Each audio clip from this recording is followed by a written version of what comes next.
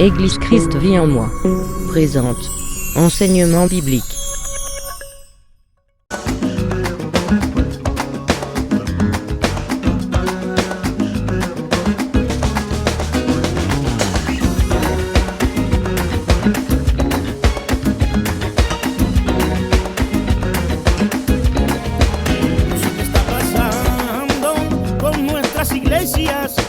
La pasarela Fibele y parece que fueran como delitos para arriba, como delitos para abajo.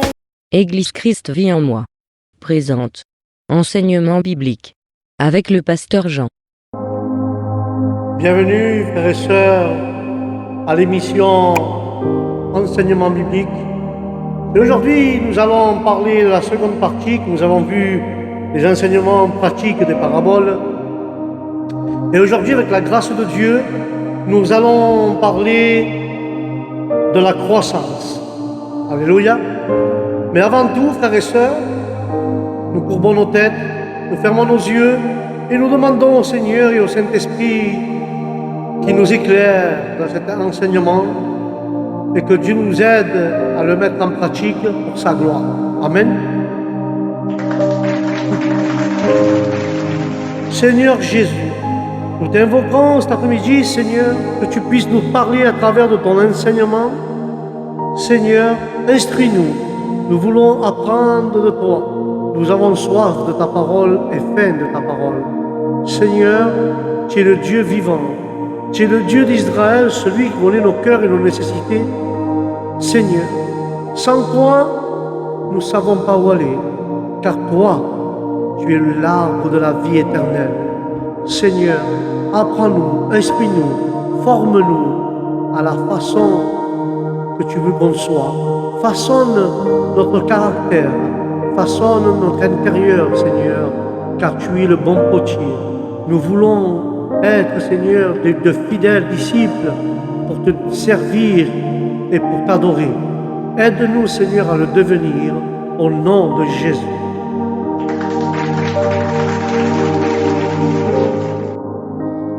Et nous allons parler, comme nous avons parlé la dernière fois, frères et sœurs, de la croissance. Alléluia. Et dans le livre de Marc, chapitre 4, et du verset 26 à 29, la parole parle de la croissance. Et alors, la parole dit, Jésus ne dit pas comme la terre, non, comme la semence. Ni même Dieu est semblable à un homme qui jette la semence sur la terre. Et non, c'est bien le règne de Dieu qui est semblable au semeur.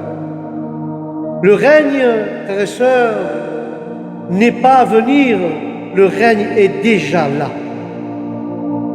Et vivre cette présence, c'est être semeur. C'est rayonner, partager la parole sans avoir aucune maîtrise sur la semence, et la semence donnera le fruit, dit la parole. Les fruits vont surgir, signes du royaume, sont totalement hors de contrôle des humains, car la semence tombe en terre et suivra son propre chemin. Mes frères et sœurs, l'édification du règne de Dieu, sa croissance ne dépend pas de moi. Je peux préparer le terrain, je peux semer, je peux respecter, mais je peux respecter le rythme de chacun. Mais l'espace vital, frères et sœurs, l'est nécessaire à l'épanouissement de l'autre. Dans le reste ne dépend pas de moi, le reste dépend de Dieu. Car la parole nous enseigne que le semeur a sorti, semé sur un terrain. Mais je peux préparer le terrain, je peux semer, je peux respecter le rythme de chacun, mais le reste ne dépend pas de moi, frère. La croissance, c'est Dieu qui la donne au nom de Jésus. Au-delà de l'analogie et de la compassion, il y a le message qui me porte. D'elle-même, la terre porte du fruit. D'abord l'herbe, puis l'épi, enfin le blé, bien formé dans l'épi. Un message de confiance et d'espérance pour le jardinier.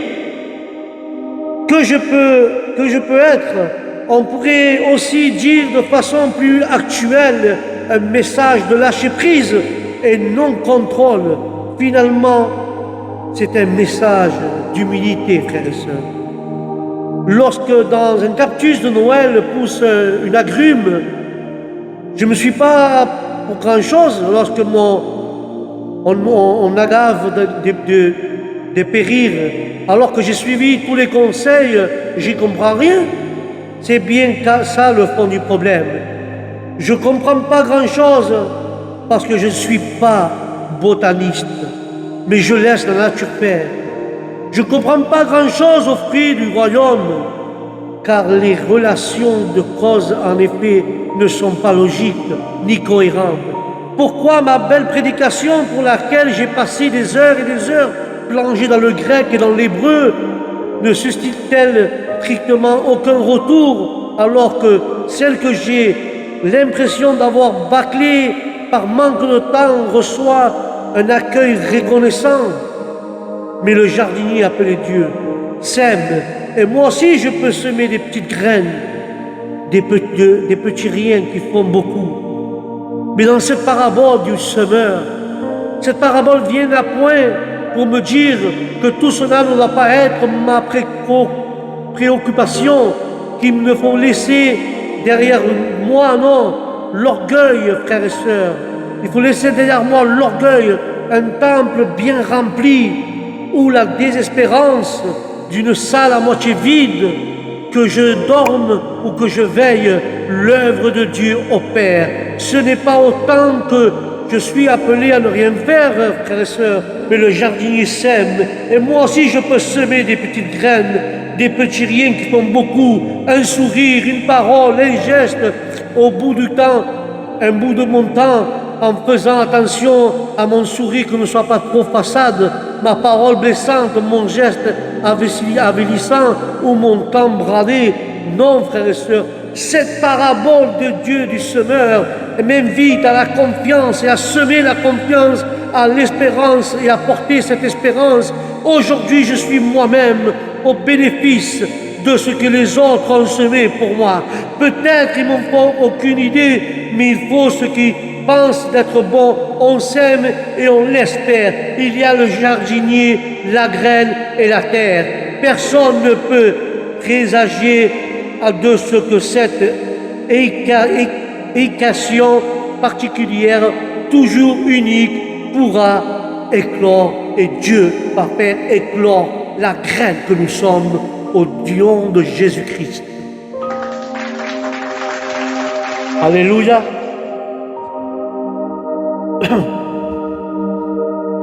Mais la croissance normale, frères et sœurs, dans une brève parabole du semeur, suit celle du semeur, cette parabole. La parabole du semeur nous montre que la croissance, frères et sœurs, est tout naturellement le fruit de la vie. La terre produit spontanément du fruit, premièrement l'herbe, ensuite les épis, et puis le plein formant dans l'épi. Amen. Pas d'effort à faire, pas d'effort d'énergie à faire pour l'humain. Mais il faut déployer à tout prix. Il faut porter du fruit. Il faut laisser la vie agir. Mais pour qu'elle croisse, la semence a dû germer et prendre racine. Les obstacles, que ce soit le roc et les épines, doivent être écartés au nom de Jésus. Il s'agit d'étendre ses racines vers le courant de l'eau de vie et de laisser la lumière du Saint-Esprit qui vient du haut comme le soleil éclairer notre âme pour arracher les épines et les rochers qui empêchent de prendre racine. Le fruit n'est pas produit en un jour, frères et sœurs, mais la croissance est lente et progressive. Pour la maturité, il faut de la patience au nom de Jésus.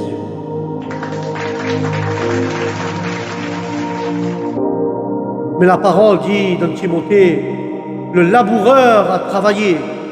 Mais premièrement, dans le livre de Jacques, il dit, il attend le fruit précieux de la terre.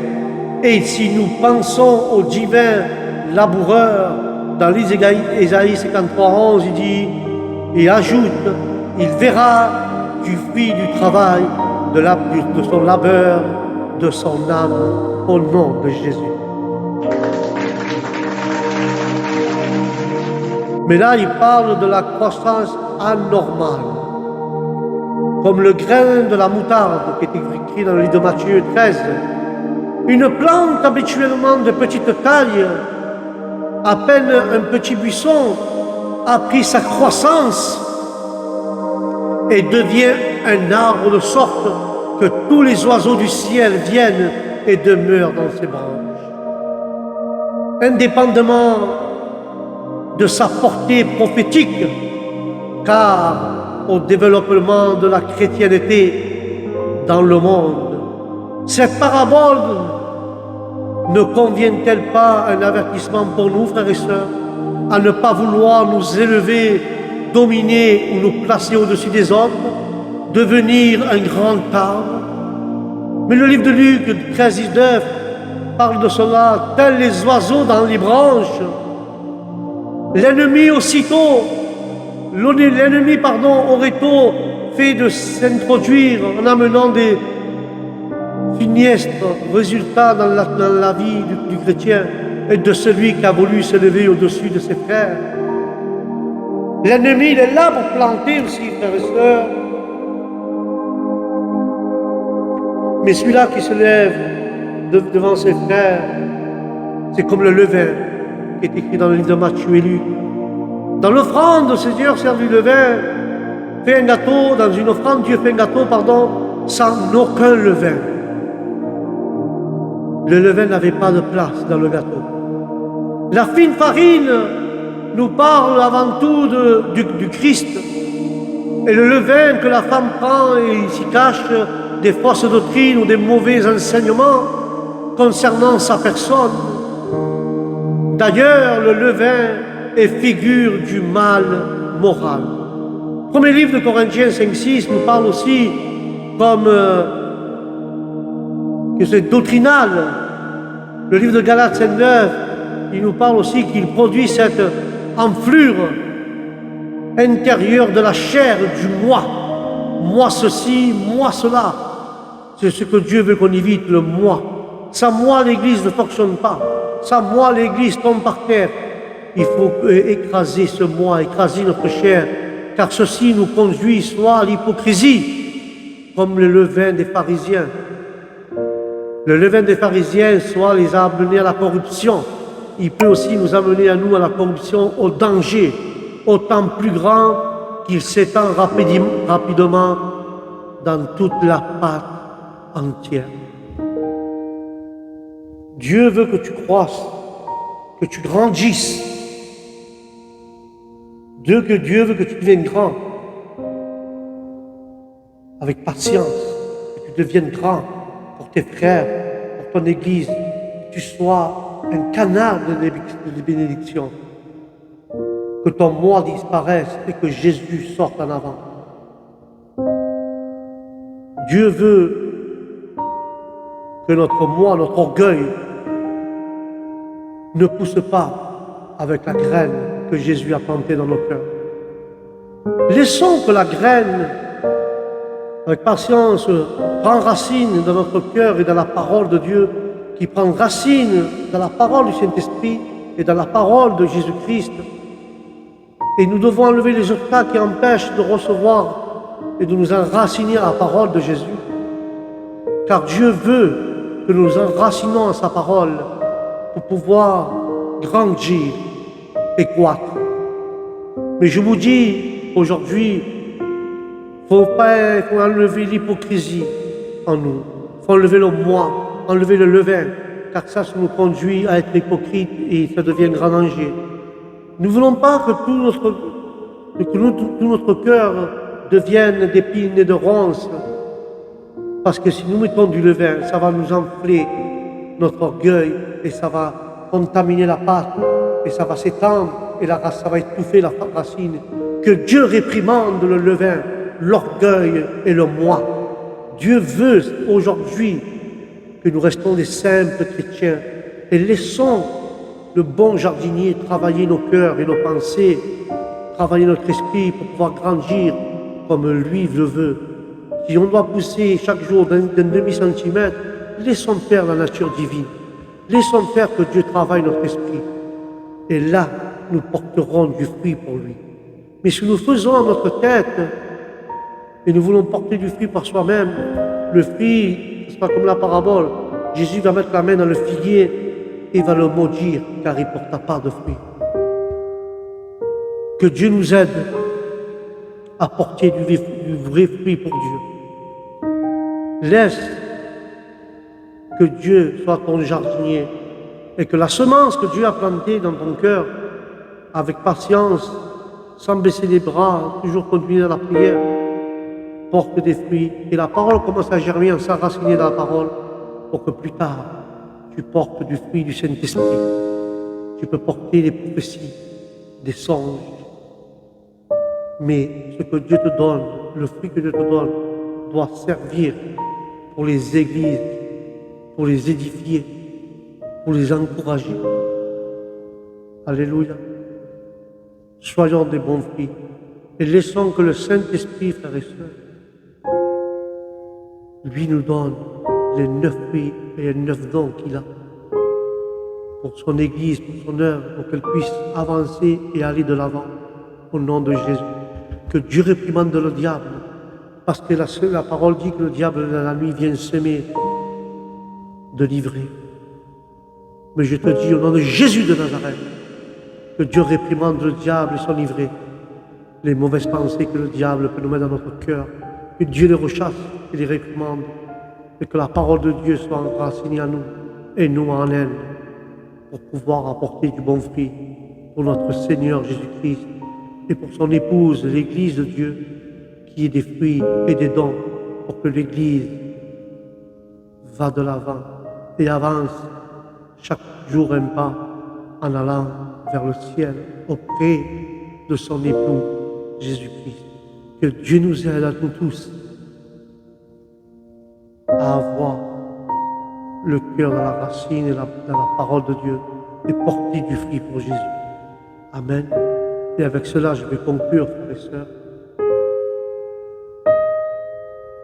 Dieu demande d'être patient, d'arriver à maturité pour que le fruit arrive à faire plaisir au cœur de Dieu. Que le fruit que nous portons fasse plaisir au cœur de Dieu. Que nous portons du véritable fruit pour Dieu. Amen. Sur ce, frères et sœurs, que Dieu vous bénisse. Que la paix de Dieu soit dans votre cœur, dans votre esprit, votre âme, dans vos maisons. Et je vous dis au prochain programme. Shalom.